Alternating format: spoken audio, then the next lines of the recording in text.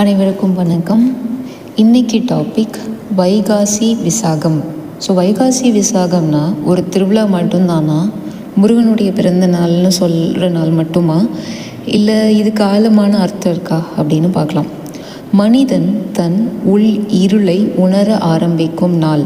ஏன் முருகன்? இந்த நாளில் ஏன் நம்ம முருகனை வழிபடணும்?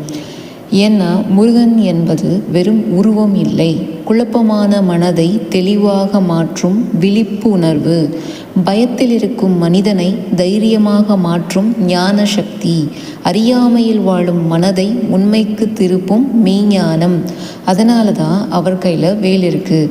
அந்த வேல் வெளியில் இருக்க எதிரிகளை அழிக்கிறதுக்கு அப்படின்னு நம்ம எல்லாருமே பொதுவாக சொன்னால் கூட அதனுடைய உண்மையான ஆழமான அர்த்தம் மனிதனுக்குள் இருக்கும் பயம், அகங்காரம், அறியாமையை கிழிக்க வல்லது.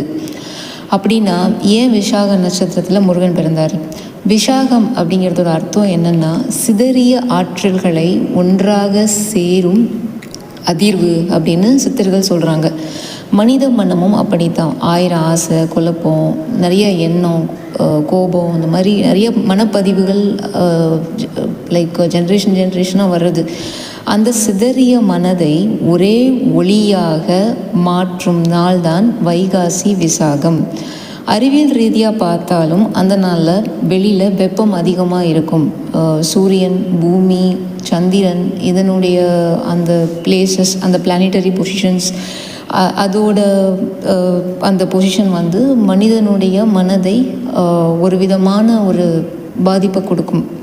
அதனால அந்த நாளில் நம்ம வந்து முருகனை வழிபடுறது, ஆன்மீக ரீதியாக உள்முகமாக திருப்புறது எல்லாருக்குமே ரொம்ப சிறந்தது.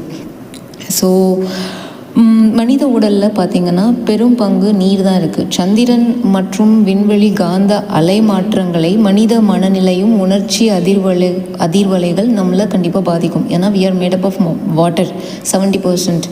அதனால் சில நாட்களில் மனம் மிகவும் ஆழமாக, உணர்வு பூர்வமாக, ரொம்ப காமாக இருக்கிறதையும் நம்ம பார்க்க முடியும். சில நாட்களில் தேவையே இல்லாமல் ஒரு மாதிரி குழப்பத்திலே இருக்கிறதையும் நம்மளால் பார்க்க முடியும். அதனால தான் ஆன்மீக மரபில் வைகாசி விசாகம் அப்படின்ற ஒரு நாளை அதை பேர் சொல்லி முருகனை வழிபடுறதுக்கான ஒரு அமைப்பை நம்மளுடைய சித்தர்கள் ஏற்படுத்தி கொடுத்தாங்க.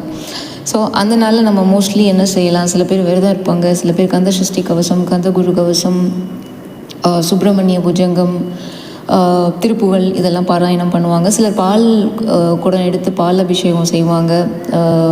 முருகனுக்கு மலர் சூட்டி மாலை போட்டு அலங்காரம் பண்ணுவாங்க. சில பேர் ஓம் சரவண பவ மந்த்ரா சாண்ட் பண்ணுவாங்க. நீங்கள் எந்த மார்க்கத்தை பின்தொடர்ந்தாலும் பரவாயில்ல, பக்தி மார்க்கம், ஞான மார்க்கம் எதுவாக இருந்தாலும் அந்த நாளில் கொஞ்ச நேரம் தனியாக உட்கார்ந்து தியானம் பண்ணுங்கள். எந்த பயம் உங்களை இன்னும் கட்டுப்பாட்டிலே வச்சுருக்கு, இறைவனை முழுசாக அடைய விடாமல் அப்படின்னு பாருங்கள். எந்த கோபம் வந்து உங்களை வந்து உள்ளுக்குள்ளே அப்படியே போட்டு ஒரு மாதிரி மனசை வந்து நிம்மதி இல்லாமல் பண்ணுது அப்படின்னு பாருங்கள். எந்த ஆசை உங்களை அமைதி இல்லாமல் ஆக்குதுன்னு பாருங்கள். இது எல்லா பேர் வேறு வேறு வச்சுக்கிட்டாலும் இதுக்கு பின்னாடி ஒன்று தான் இருக்கும், நான் என்ற அகந்தை. எனக்கு இது கிடைக்கல, எனக்கு இது நடக்கலை, என்னை இப்படி பண்ணிட்டாங்க, எனக்கு இது வேணும், என்னோடது. அதை சுற்றி தான் எல்லா பிரச்சனையுமே வரும். அதை உட்காந்து அந்த மெடிடேஷனில், அந்த காமான ஸ்பேஸில் அதை ரியலைஸ் பண்ணுங்கள். அந்த இருளை உணரும் விழிப்புணர்வு தான் முருகன். அந்த அஞ்ஞானத்தை கிழிக்கும் கூடிய ஒரு சக்தி தான் வேல்.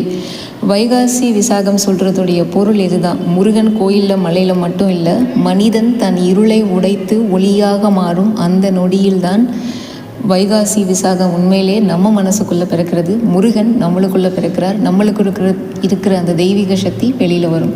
நன்றி, வணக்கம்.